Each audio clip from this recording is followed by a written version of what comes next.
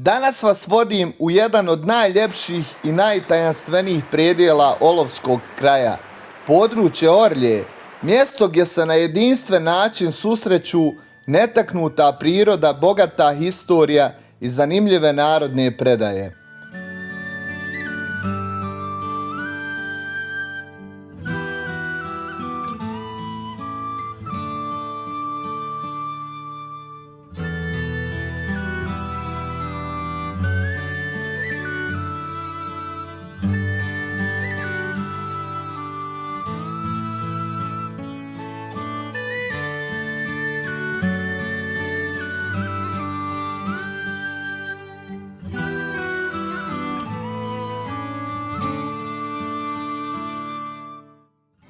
Orlja se nalazi zapadno od Olova, na prostoru crnoriječke visoravni planine Zvijezde. Ime je prema narodnom predanju dobila od riječi orljati, odnosno praviti buku. Dovoljno je stati pored rijeke i oslušnuti njen strašni huk, kako bi se shvatilo zašto je upravo ovo ime ostalo sačuvano do danas. Ova planinska rijeka izvire iz jednog kraškog vrela, poznato kao vrelo Orlje, koje se nalazi oko 6 km od Olova. Voda izbija iz pećine kroz duboki kameni procjep, stvarajući prizore koji ostavljaju bez daha.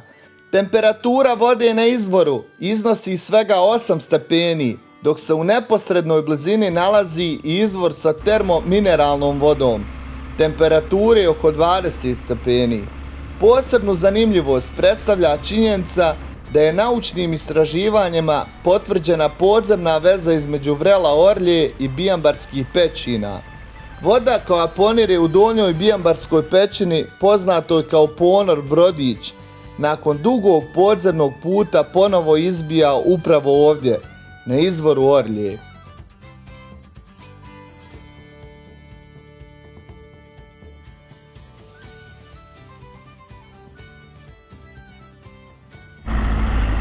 Put do Orlje je makadamski, ovdje možete da vidite u kojem je stanju i kako to izgleda.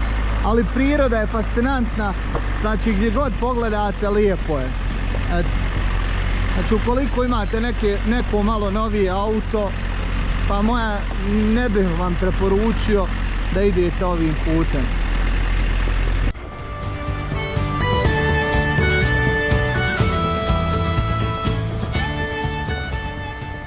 Nekada je ovaj kanjon bio gotovo neprohodan, dok danas kroz njega prolazi makadamski put za čije se potporne zidove priča da su ih gradili majstori iz Dubrovnika. Orlja je poznata i po izuzetnom biljnom i životinjskom svijetu. Na ovom području zabilježeno je više od 200 vrsta prizemne flore, kao i veliki broj drveća i grmlja. Kanjon i izvorište važno su stanište brojnih ptica, vodozemaca, šišmiša i drugih životinja, koje svoj dom pronalaze u ovom jedinstvenom kraškom ambijentu.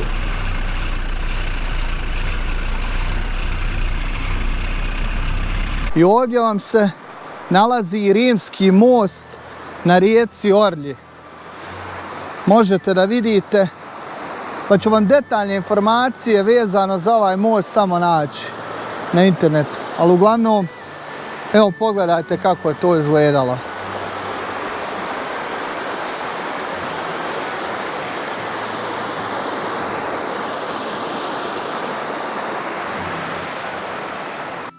Među najznačajnijim kulturno-historijskim spomenicima ovog kraja posebno mjesto zauzima stari kameni most, poznat kao Rimski most. Iako nosi naziv Rimski most, smatra se da je izgrađen u osmanskom periodu. Smješten je nekoliko stotina metara prije ulaska rijeke u kanjon i stoljećima je predstavljao važnu vezu između okolnih sela i putnih pravaca koji su vodili prema Varešu. Ono što ovaj most čini posebno zanimljivim jeste činjenica da su u njegovu gradnju ugrađeni srednjovjekovni stećci.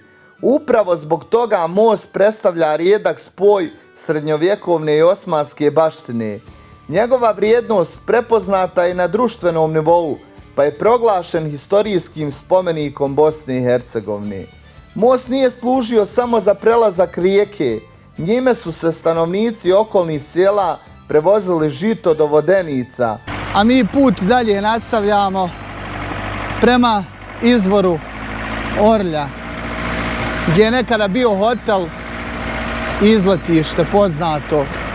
Isto i ta voda termalna, ljekovita, pokazat ću vam kako izgleda.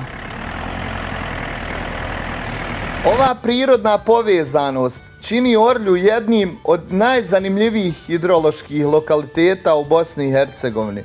Nedaleko od izvora nekada se nalazio restoran koji je bio omiljeno okupljalište izletnika. Danas je taj objekat napušten i predstavlja stanište šišmiša, još jednog podsjetnika na bogatstvo prirodnog svijeta ovog kraja.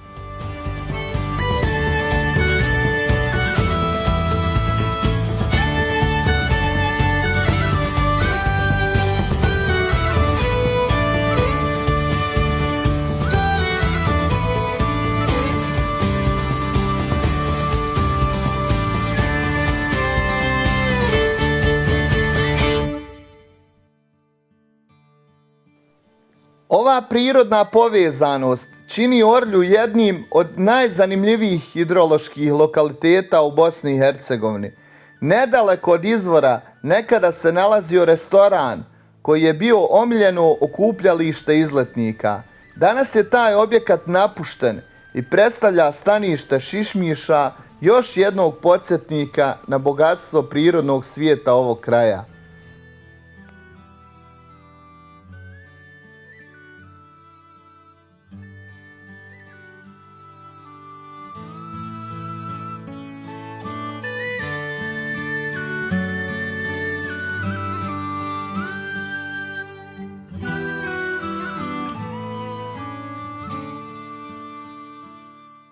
Nakon približno 1,5 kilometra toka, rijeka ulazi u svoj veličanstveni kanjon. Kanjon Orlje dug je oko 4,5 kilometra i predstavlja jednu od najočuvanijih klisura u slivu Krivaje.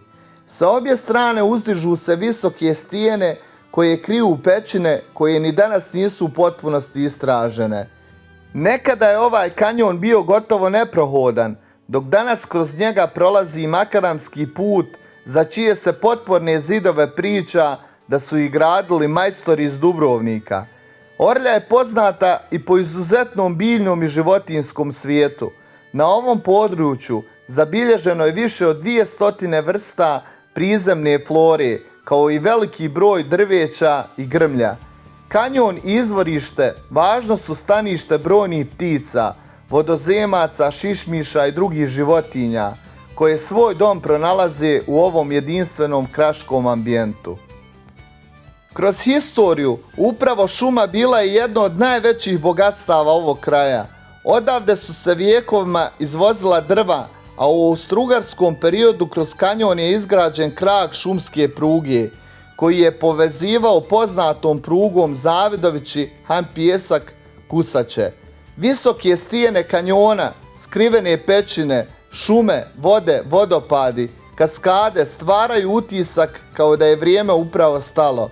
Upravo zbog toga Orlja i danas ostaje jedno od najljepših i najtajanstvenijih mjesta Olovskog kraja. Zbog svoje izuzetne prirodne vrijednosti, bogatog biodiverziteta, jedinstvenog izvorišta i očuvanog kanjona, Orlja se često navodi kao područje koje zaslužuje posebnu zaštitu kako bi njene prirodne ljepote ostale sačuvane i za buduće generacije.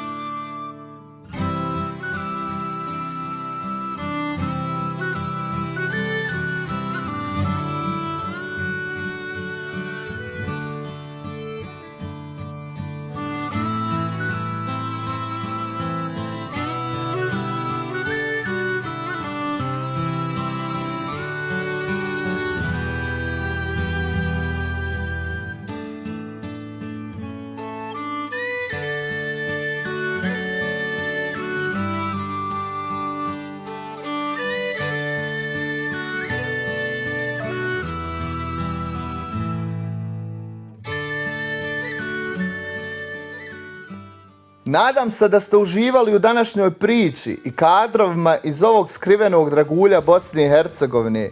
Ako vam se video dopao, podržite kanal lajkom, ostavite komentar i zapratite me za još zanimljivih priča o našim selima, gradovima i prirodnim ljepotama. Hvala vam na gledanju i vidimo se u narednom videu na kanalu Amel Beširević Bih.